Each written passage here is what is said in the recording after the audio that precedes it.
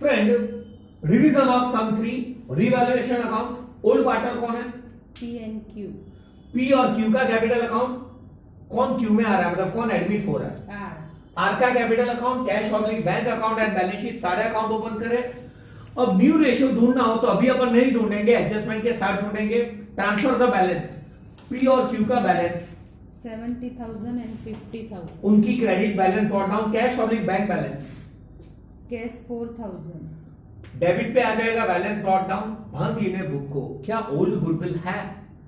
20 देखिए हर एक समय देख रहे इसमें मिला, कितनी है ओल्ड गुडविल? 20,000। वो ओल्ड रेशियो में उनके डेबिट पे आ जाएगा दोस्तों। मतलब ये जो पार्टनर्स कैपिटल अकाउंट है, what is the old ratio? 3:2। तो ये 20,000 3:2 में शायद 12,000 और 8,000 कैपिटल की डेबिट पे आता है, पी और क्यू के। गुडविल मतलब old goodwill right of. Next मतलब ओल्ड गुडविल राइट ऑफ होगा शर्वरी, वो distribution of reserves and surplus कोई है, प्रोविडेंट फंड। लायबिलिटीज है और कुछ। None। उस तरफ पीएनएल, लुच्चा लफंगा, एडवर्टीजमेंट कैंपेन, ऐसा असेट्स पे ना। नहीं तो ये है वो एडजस्टमेंट पढ़ो, इफेक्ट दे देते हैं। R will bring ₹60,000 as capital in cash. ले लो फ्रेंड, कैश की डेबिट मतलब वो कैपिटल कैश की कहां पे आ जाएगी? डेबिट। और फ्रेंड उसके कैपिटल की कहां पे आ जाएगा? क्रेडिट। फ्रेंड इसके पहले समय वो कैपिटल तो लाया था ना, उसकी इफेक्ट तो दी थी ना। मतलब फ्रेंड चेक कर लेना, ये उसके पहले वाले समय भी अगर कैपिटल आनी ही चाहिए तो कैश की डेबिट और उसकी credit. Next goodwill is valued at ₹30,000। मतलब ये पूरे फर्म की गुडविल है दोस्तों। मैं गुडविल का कैलकुलेशन बताने जा रहा हूं। पूरे फर्म की गुडविल कितने थाउजेंड है? 30। वो पूरे फर्म की गुडविल आएगा या अपने शेयर जितनी? अपने शेयर। क्या इसमें कोई न्यू रेशियो है या वो कितने शेयर से आ रहा है? क्या है? 5:2:3। Friend it is a new ratio, 5:2:3। तो इसका टोटल 10 हो रहा है ना। नए पार्टनर का शेयर 3/10, मतलब वो 9,000 लाएगा गुडविल, मतलब लानी है। अब वो कैश में लाता है तो कैश थोड़ी मतलब आगे कुछ बोला है गुडविल के बारे में? R can not being his share of goodwill in cash. मतलब वो कैश में गुडविल नहीं ला सकता, तो बुच मतलब फ्रेंड ये कैश की डेबिट पे आएगा या आर की डेबिट? R's debit. मतलब फ्रेंड नए पार्टनर कितना कैपिटल आया? नया पार्टनर, नए पार्टनर का कैपिटल अकाउंट 60,000। अब उसकी डेबिट पे कितने थाउजेंड आ जाएंगे? 9,000 टोटल। हाँ बट कौन से रेशियो में? Sacrificing ratio. तो अपने को आपके लिए कैलकुलेशन बता दूं, ओल्ड रेशियो क्या है? 3/5, 2/5 न्यू रेशियो 5/10 एंड 2/10। इस रेशियो में ये गुडविल का फायदा ओल्ड पार्टनर को मिलेगा। एलसीएम निकालना पड़ेगा ना। 2 3 6 एंड 1 5 5 अपॉन में 10 था ना, मतलब इसका सैक्रिफाइसिंग 1/10 है। 2 2 4 1 2 2/10। मतलब फ्रेंड ये गॉडस्पिच था, मतलब 1/10:2/10, मतलब सैक्रिफाइसिंग रेशियो है 1:2। मतलब ये 9,000 पहले वाले और दूसरे वाले पार्टनर को 1:2 में मिलेंगे, 1/3 एंड 2/3, 3,000 ने 6,000। फ्रेंड मतलब ये 3 और 6,000 नए पार्टनर की डेबिट और ओल्ड पार्टनर्स की क्रेडिट आना चाहिए। मतलब अगर यही कैश में लाता तो न्यू पार्टनर की डेबिट में नहीं होता, कैश की डेबिट इनकी क्रेडिट, और अगर आधा इसमें आधा उसमें तो वैसे।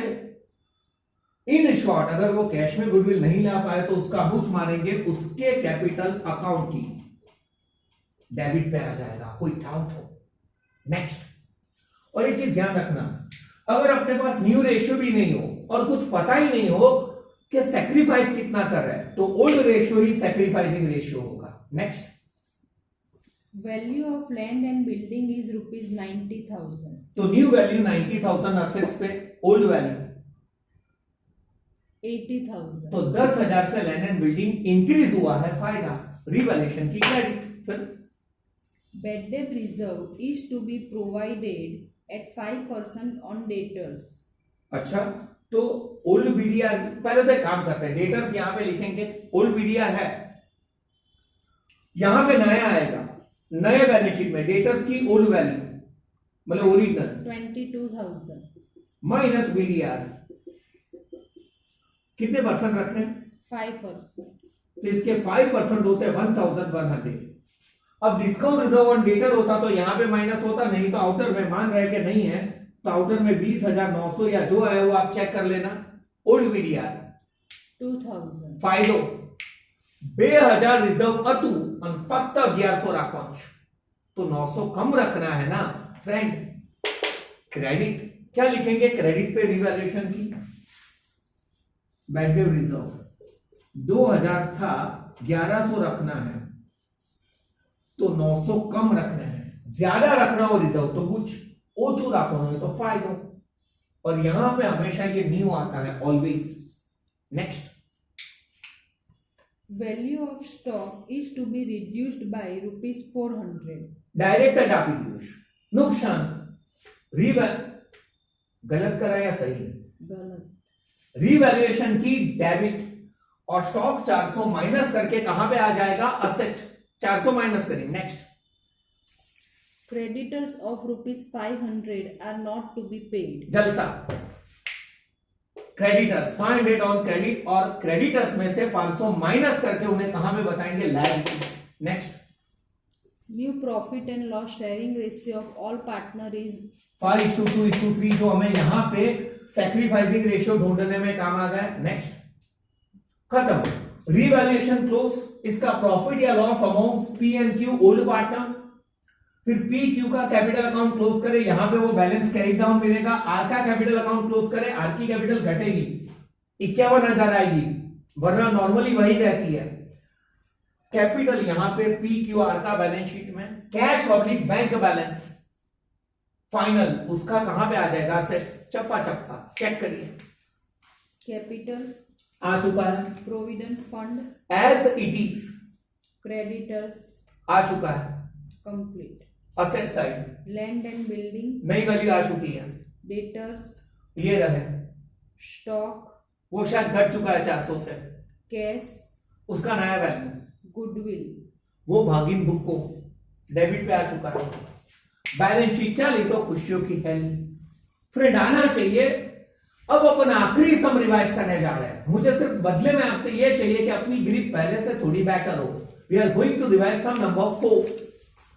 वहां तक मैं बोर्ड साफ कर रहा हूं फ्रेंड, आपने कौन कौन से अकाउंट ओपन करने होंगे अभी तो आ जाना चाहिए, सोच ले। रिवैल्यूएशन अकाउंट, ओल्ड पार्टनर कौन है?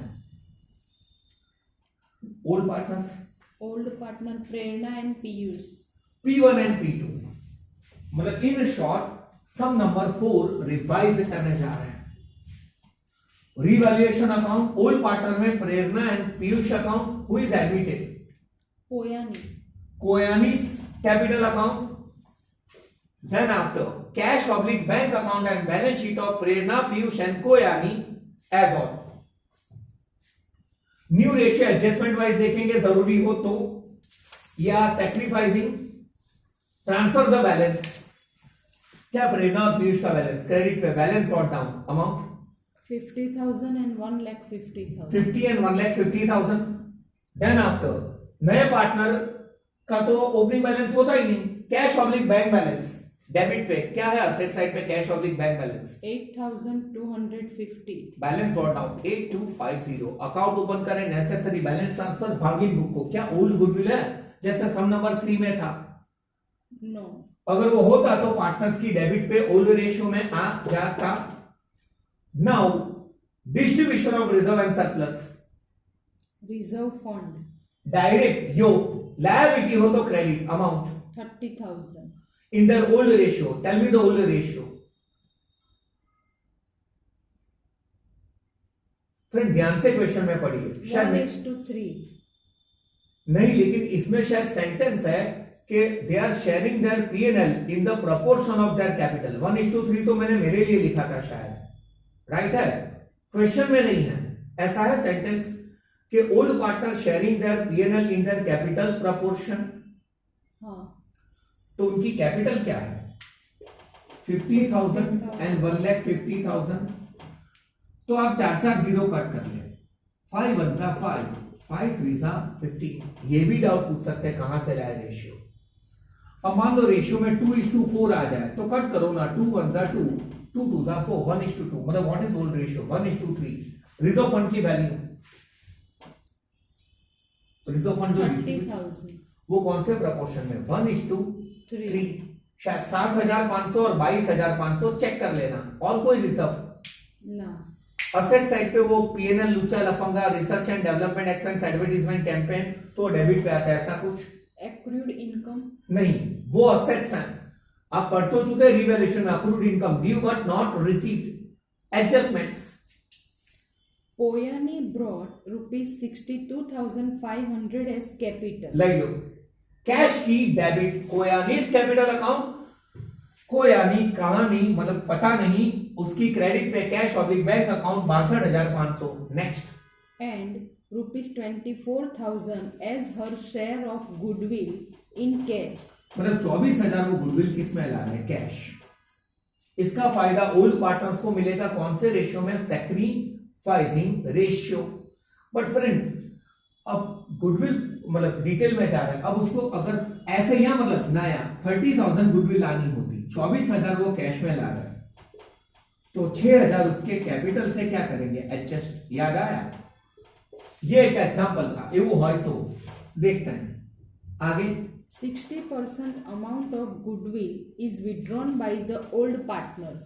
और जितनी गुडविल है, याद है अपने समय वो लोग 50% विड्रॉ करके गए थे, यहां पे कितने परसेंट 60।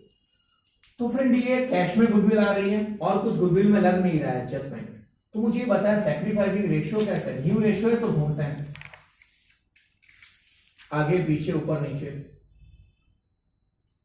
ओल्ड रेशियो तो अभी ढूंढा 1:3 है Nothing. फ्रेंड। तो मान लेते हैं, अगर समझ लेना कहीं ना कहीं पे अगर न्यू रेशियो दिया होता, नहीं है ना फ्रेंड, भाड़ में जाए, तो old ratio becomes a sacrificing ratio. मतलब इसका फायदा 1:3 में मतलब 1/4 एंड 3/4, 6,000 और शायद 18,000 चेक कर लेना। ये फायदा किन्हें मिलेगा ओल्ड पार्टनर्स कैश की डेबिट पे। फ्रेंड यहां 6,000 और कितने थे 18,000 और उनके कैपिटल अकाउंट की क्रेडिट पे 6,000 और 18,000। अब उन्होंने आधी आधी कहां पे कितनी परसेंट गुडविल विड्रॉ कर ली 60%। उल्टा ना, पैसा मैं ला तो कैश नहीं डेबिट, आलोक नहीं क्रेडिट। पैसा ले गया तो 60%, मतलब 6,000 के 60%। ऐसे मतलब आपके लिए टाइम पास 18,000 के 60% कैश की क्रेडिट અને આલોકોની डेबिट અહીંયા 60%। मतलब कैश बढ़े तो डेबिट, घटे तो क्रेडिट। अच्छा आधा विड्रॉ करते तो 3,000 और 9,000। कोई डाउट हो? Next. Market value of stock and machinery is rupees 20,000 and rupees 1,20,000 respectively. ये नई वैल्यू है, याद रखना चेंजेस ही रिवैल्यूएशन में आता है। नई वैल्यू कहां पे आ जाएगा असेट। स्टॉक का 20,000 और उसका 1,00,000। सेकंड कौन है Machinery 1,20,000। हमें कंपेयर करिए स्टॉक नहीं ओल्ड वैल्यू, चेंज ऑप्शन है रिवैल्यूएशन में 17,500. मतलब स्टॉक 2,500 से इंक्रीज हुआ है। स्टॉक ने मशीनरी में वो भाग्य बने तो स्टॉक कहां पे आ जाएगा रिवैल्यूएशन की क्रेडिट 2,500। मशीनरी का ओल्ड वैल्यू 1,07,500. और न्यू वैल्यू शायद 1,20,000 बोला आपने। स्टॉक पर वही तो बापू क्रेडिट जो गैप होगा 1,20,000 में से 1,07,500 माइनस करे 12,500 क्रेडिट पे। Next. Provision for bad debt at 10% and 2% discount reserve on debtors is to be made.